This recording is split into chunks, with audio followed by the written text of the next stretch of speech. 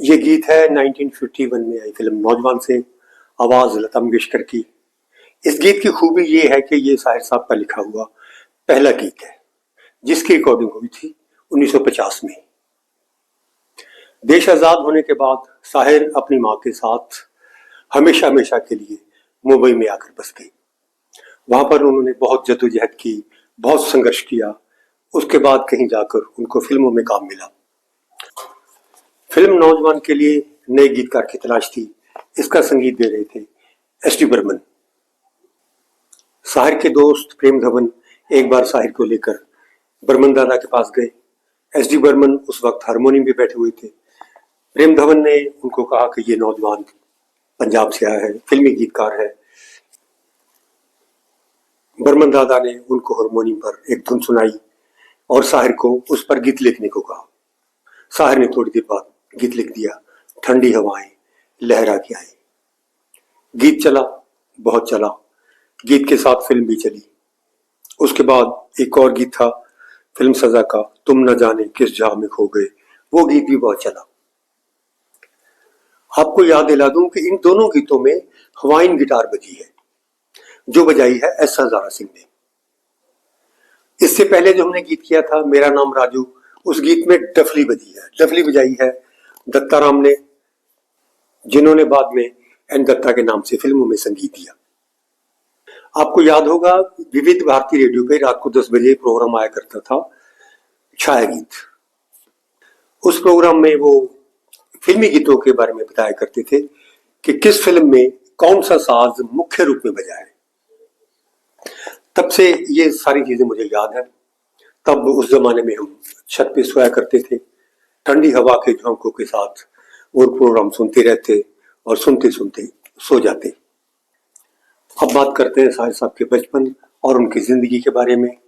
उनका जन्म 8 मार्च 1921 में लुधियाना में हुआ था। उनका बचपन कोई अच्छा नहीं गुजरा, इसके बारे में हम ज्यादा बात नहीं करेंगे। उनका बचपन कोई अच्छा नहीं गुजरा, इस बारे में हम ज्यादा बात नहीं करेंगे। घर से अलग होने के बाद वो अपनी माँ के साथ लुधियाना में जगराउं पुल के पास वो रेलवे लाइन के एरिया में रहने लगे। वहां पर वो बचपन में कोयला चुगने वाले बच्चों के साथ खेला करते थे। ये बात अरशद कामिल ने अपने YouTube चैनल में बताई थी। इस तरह वो धीरे धीरे फिर स्कूल गए, फिर कॉलेज गए। वहां की लाइब्रेरी में उन्होंने Karl Marx, Lenin, doctor Iqbal और फैज अहमद फैज, इन सबको पढ़ा ही नहीं, इनका गहन अध्ययन किया, डीप स्टडी की। और इन सबको पढ़ते पढ़ते वो वहीं कॉलेज में ही ब्रिटिश इस्टेब्लिशमेंट के खिलाफ लिखने लगे, उनके खिलाफ बोलने लगे। फैज अहमद फैज साहब के बारे में कुछ बात कर ली जाए। वो तो हमारे पसंदीदा शायर रहे हैं। आपको याद होगा फैज साहब ने एक बार दिल्ली आना था, वहां पर कुछ प्रोग्राम थे, तो मैंने भी दिल्ली जाने का प्रोग्राम बना लिया था।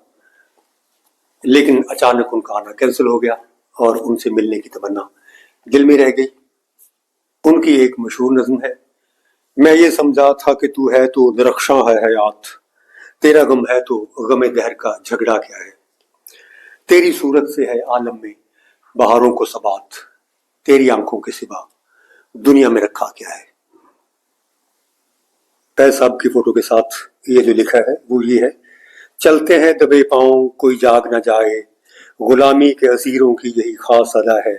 होती नहीं जो कौम हक बात पे यकजा, उस कौम का हाकिम ही बस उनकी सजा है। असीरों, गुलामी के असीरों, इसका मतलब ये है कि जो कौम, जो लोग मानसिक तौर पर गुलामों की तरह जीते हैं, गुलामी के असीरों का, असीर का मतलब होता है कैदी, और हक बात पे यकजा, यकजा का मतलब होता है जो कौम एक नहीं होती, जिनमें एकता नहीं होती। इन 4 लाइनों का मतलब है कि जो भी कौम या किसी भी देश के लोग एक होकर नहीं रहते, उनमें एकता नहीं होती, तो उस देश का हाकिम या प्रधान या प्रधानमंत्री या राष्ट्रपति या वहां की हुकूमत, उनके लिए सजा होती है। और ये सजा लगभग दुनिया के सारे देश भुगत रहे हैं। और पूरी दुनिया के इस वक्त बाप बना बैठा है ट्रंप, और सबसे जालिम दरिंदा नेतन्याहू जो इजराइल का राष्ट्रपति है, और फिर रशियन राष्ट्रपति पुतिन, और हम भी किसी से कम नहीं है। हमारा देश तो इस मामले में विश्व गुरु है। इन सब ने मिलकर पूरी दुनिया को इस वक्त एटमी युद्ध के मुहाने पर खड़ा कर दिया है। रूस पता नहीं कब यूरोप पे हमला कर दी। आज के दिन हालात ये है कि इस वक्त इन सब ने मिलकर पूरी दुनिया को विश्व युद्ध के मुहाने पर खड़ा कर दिया है। साहिर साहब ने एक नज़म में लिखा है, जंग तो खुद एक मसला है, जंग क्या मसलों का हल देगी। जंग तो खुद ही अपने आप में एक मसला है, ये मसलों का क्या हल देगी। अब बात करते हैं साहिर साहब की कॉलेज की जिंदगी के बारे में। कॉलेज में उनकी इनकलाबी गतिविधियां जारी थी। अंग्रेजी हुकूमत के खिलाफ वो लिखते रहते थे, बोलते रहते थे। फिर वो अचानक मोहब्बत के नगमे लिखने लगे। उनकी जिंदगी में मोहब्बत का प्रवेश हुआ यूं कि उनके साथ कॉलेज में पढ़ती लड़की महेंद्र चौधरी, वो भी अंग्रेज हुकूमत के खिलाफ थी।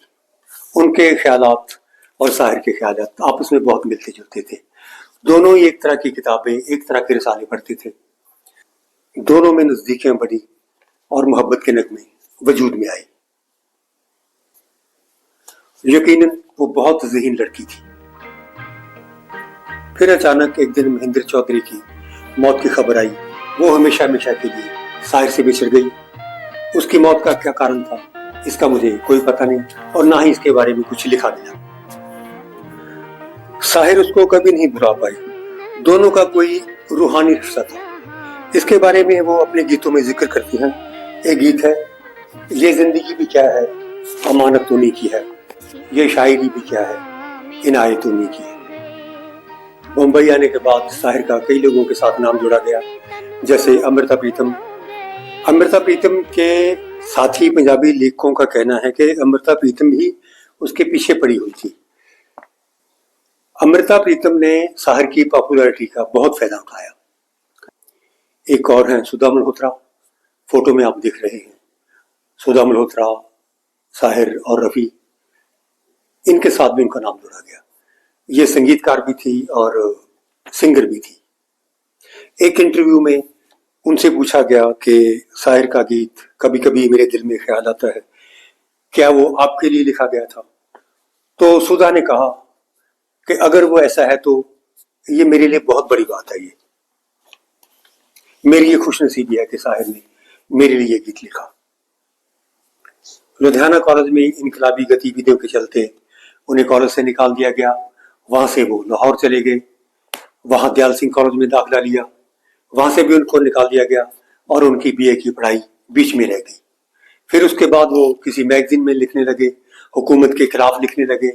तो वहां की अंग्रेजी सरकार ने उनके खिलाफ पर्चा दर्ज कर दिया। किसी तरह छुपते छुपाते वो दिल्ली पहुंचे। इसी बीच देश आजाद हो गया और वो अपनी मां को साथ लेकर हमेशा हमेशा के लिए मुंबई आकर बस गए। हमारे YouTube चैनल का ये 50वां एपिसोड है। ये सिलसिला इसी तरह जारी रहेगा। हमारी बातें भी इसी तरह जारी रहेंगी। अगले वीडियो में हम बात करेंगे फिल्म बहू बेगम की। साहिर के बारे में, साहिर की जिंदगी के बारे में बातें इसी तरह जारी रहेंगी।